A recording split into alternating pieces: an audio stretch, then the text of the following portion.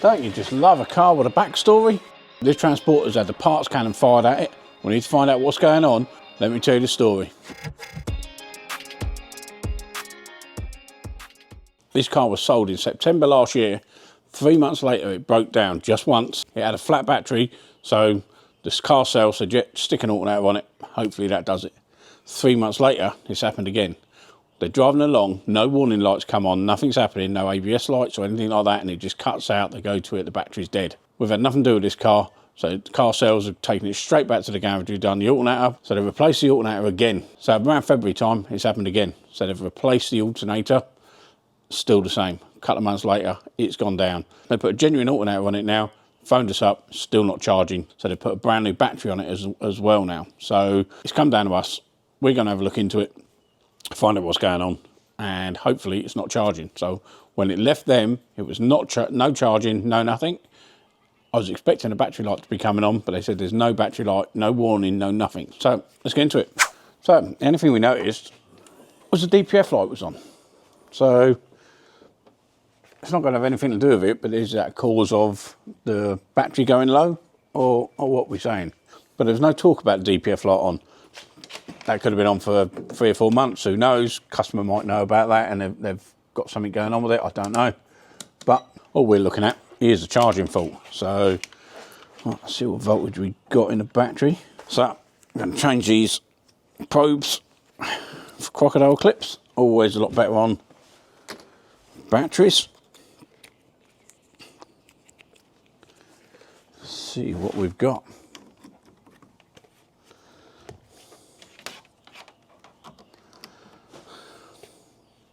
12.27, should be about 12.7 volts charge, so it's definitely not had a good charge for a while. All right, start it up, see what it's doing.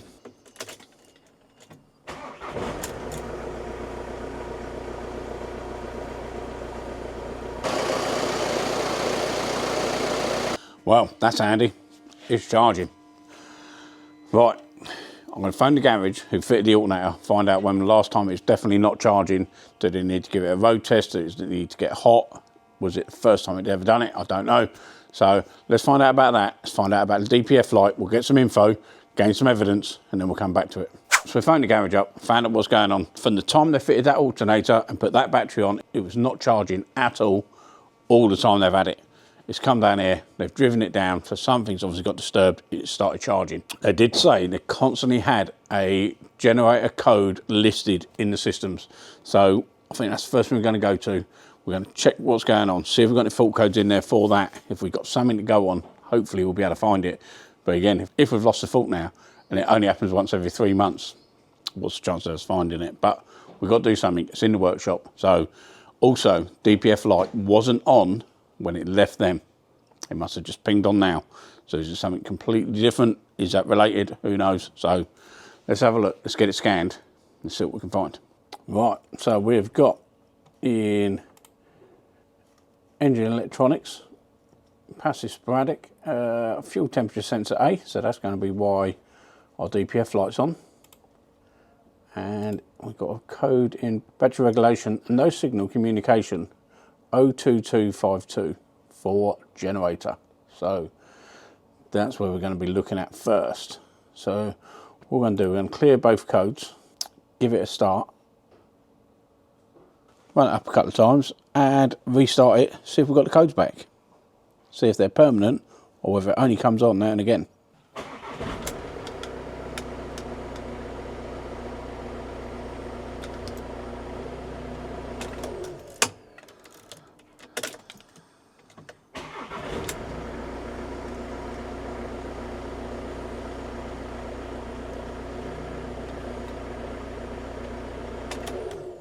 So we're going to go back, give it another high-speed scan. So we're using a ThinkCar 399 on this one. Very good, fast tool. Don't forget to put the questions down below. Anything you want answering, anything you'd like to know, how we do things, etc. Drop it down below. We'll try and answer them, and we'll have some answers at the end of this video for some things what people have asked us in the last couple of videos. The evidence we have got PCM has got P0181 fuel temp, and that's a permanent fault. And we have got battery reg,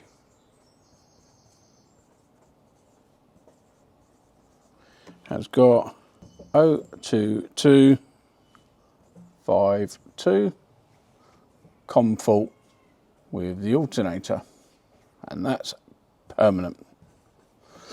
History 2 times alts, aftermarket even, aftermarket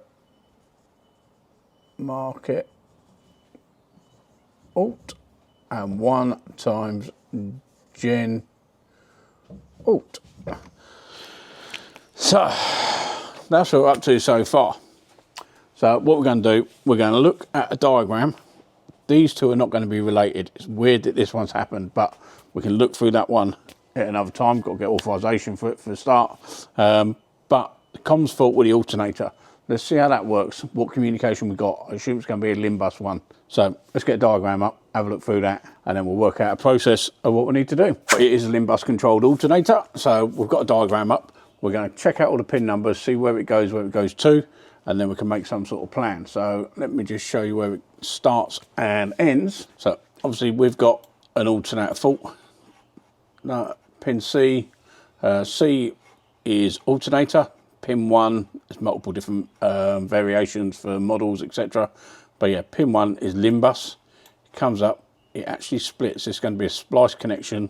It goes off to J367, which is J367. That's your battery monitor. That'll be the part on the battery earth. And then goes back down and it goes to J519, which is onboard supply control unit. That's going to be your body control. So body control, plug T73B, pin 37. So that's what plug it is. That is what pin it is. Then it comes down, so we should have Limbus down this end, Limbus on the battery control, battery monitor, and LIN here. So first thing we're going to do is check that we've got a good LIN signal to the alternator. So the whiteboards, we've used the whiteboards up here now and again, but we want to start using it a bit more, especially where we're training Barney and stuff. It's easier to get this evidence in history, etc. Again, go check Mechanic Mindset out. There's a multimeter we've been using. Here's Mechanic Mindset, very nice. They talk about all this. So we've got our evidence, got a history. So, all right, so the test we're going to do, we've got for body control, or whatever they call it, but BCM, we're looking at plug T73B, stroke 37, and that tells us on here it's a 73 pin connector in white. So white. So that's that.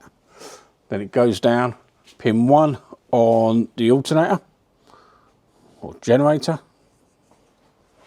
pin 1, and then, and we know it's yellow and green, or green and yellow, and it's pin 1 on battery monitor. So we're not going to just go back and forth with diagrams anymore. As long as that's correct, what we got, we know we're going to have a Limbus on the alternator, Limbus on the battery monitor, and then back to body control. Straight to the battery monitor. So let's show you what we've done. Backprobed into the battery monitor, straight onto the earth, and we have got a nice signal. So backprobed onto there, that one's good. Now we're going to have to go down to the alternator. I'm going to leave it set up like that, just backprobe into it and run a fly lead up so we can connect up, and then we'll make sure we're all good. So just going to quickly show you what the Think Car probe shows up like on the Limbus as well. Very similar. You know, if you're just doing basic checks and you've been running around with your probe anyway, you can see your Limbus on that. So let's just show you. So just for a basic check, you know, you're seeing it's getting a signal. You can't zoom in or make sure it's as clear as you like. So yeah, just for a quick check, it's well worth having, you know. Just flick it over to your frequency. This isn't an oscilloscope. This is just a graphing meter. For how quickly that's going, that's a very fast graphing meter. They're both good little tools, well worth having in your toolbox, but you don't need a flash, Pico, etc. to go for basic checks, you know. So yeah, go check them out. Think Car UK, nice little tool. So we're back pinned down on the alternator. Got fly lead coming up, connected up exactly the same to the scope, and we've got no signal. Look at that. So that's dead. It means that we don't have to go back into the car. We don't need to go to body control. We know from body control up to battery monitor is okay. So that way is okay. It's wherever it joins or goes down to the engine, it's going to be somewhere down there.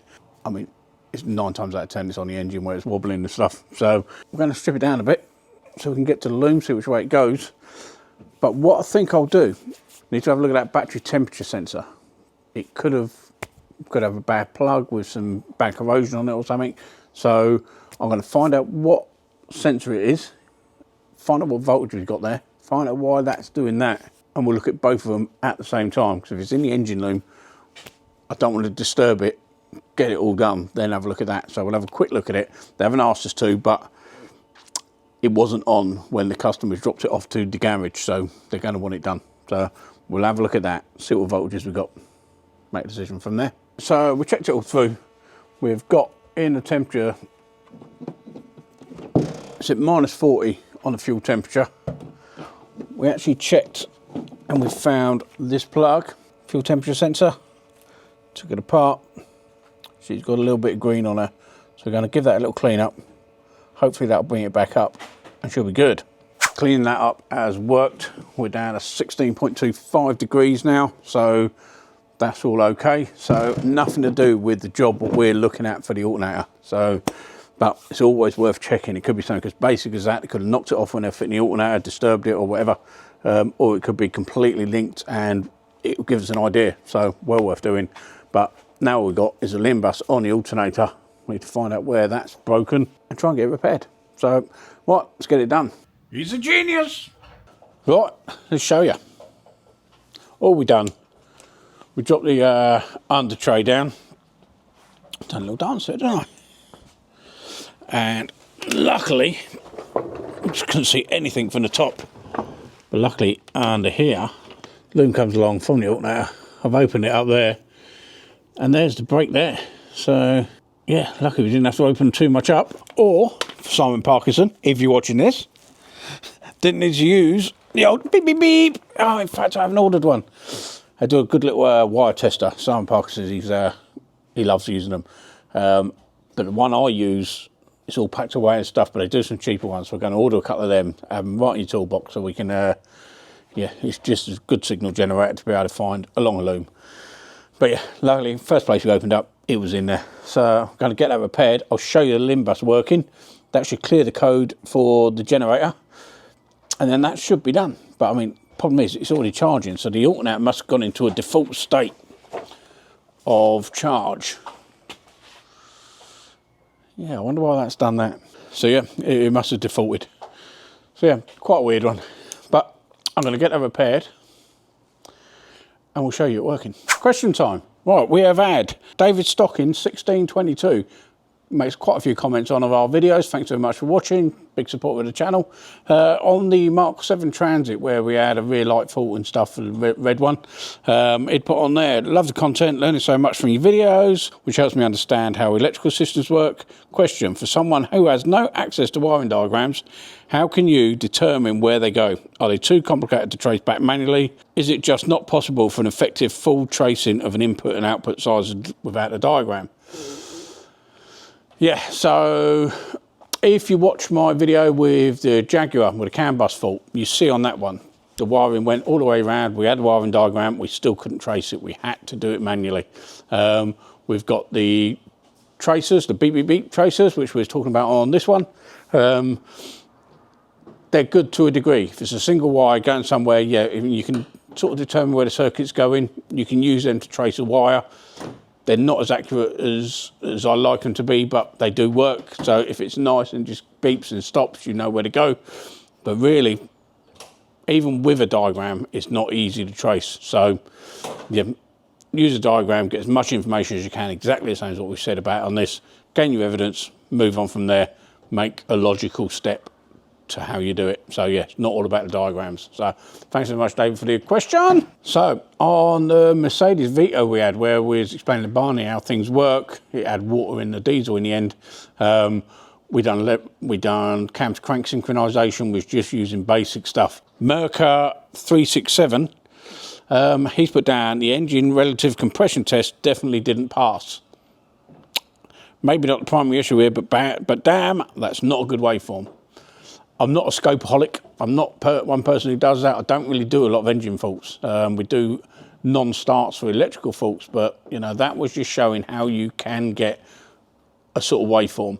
It was reasonable. We took the water out, put diesel in it, literally first turn of the button, it started bang on. Couldn't believe it, you know. We just primed it a couple of times and it ran perfect. Customers over the moon with it. So it might not have shown right. Maybe it weren't up to full voltage. I don't know. I don't know what the difference was, but it started. So again, thanks very much for the comment. And the last one, Darren Murphy 6251. Love the channel. You show people that you don't just use diagnostic tools to fix cars. It is a common myth. He is right. It's a constant battle he's having with his customers. Think you can just plug it in, it's all going to work. And like he says, it can't even tell you it's got a blown fuse. It just says this circuit's faulty or that circuit's done. It doesn't know anything. And when they ask, well, why do you even use it? Well, it's there as a tool. We don't charge for diagnostic plugins. If we've got it in the workshop and we've got our scan tool on it, we're not charging for that. We won't actually do it where people just pull up, we plug it in, tell them what the code is. They can go to any normal garage, your Halfords, all that sort of stuff. We'll give them a print out and they can try and work it out themselves. I had a customer pop down here yesterday, wanted a direct plug-in straight away because he needed to drive 200 miles. Just wanted me to tell him it was going to be safe. So I charged him 30 quid to plug it in to tell him it's going to be safe. It blows up. It's my fault. No way. So diagnostics, don't fix cars. Thanks very much, Darren. All right, let's finish this one off. So a bit of heat shrink. That is soldering iron I use. 18 volt. It is Ryobi. It's got a nice thick tip on it. I do a thinner one if you need it, but I don't like all the little flame ones, what they do. The exhaust on them gets very hot and you can't really determine where it is. We use blowtorch for the heat shrink, but it's controlled, you know. I'll be happy to run that, you know, it's not going to get too hot. You know where it's going, but then the gas butane ones, they seem to get very hot as well, even when you turn them down a bit. It burns the flux off the solder quite quickly. So I do like this one. Lovely little kit. Not very dear, and you can buy a couple of aftermarket batteries with a charger quite cheaply, and yeah, and crack a little bit of kit. So right, let's get this soldered up. Dirty hands again, no fun. So we repaired that wiring, and look at that, bang on. So yeah, that's brought that back on. All I've got to do now is check all the fault codes, clear everything down, make sure that's all okay, and yeah, that'll be another one done. So 2 faults. One issue, obviously, go back to the board. It was meant to come in non-charging at all. It's come in charging with an engine light on, a completely different fault. So we've had to go through it. We've gone through the history of it, see what's gone on, see what they've done, double check that. So if you do get one in from a customer what's been to a garage, try and speak to the garage, because what they say, one, the garage put it in layman's terms to the customers. Customers can't always grip that. So if you can go back to the original garage, after that, obviously go to your evidence, see what you've got available, check your fault codes, see exactly what you've got going on. This one coming charging, no battery light on. So, but we still need to have a look into it, add a couple of fault codes. We've got both of them done. We've gone through the diagrams, written down what we had, found out exactly what points to test before we even started on the car. Made sure we knew what we was meant to have, where we was meant to have it, confirmed it, we didn't have it there, found a broken wire, job's carrot. So thanks very much for watching, and we'll see you on the next one.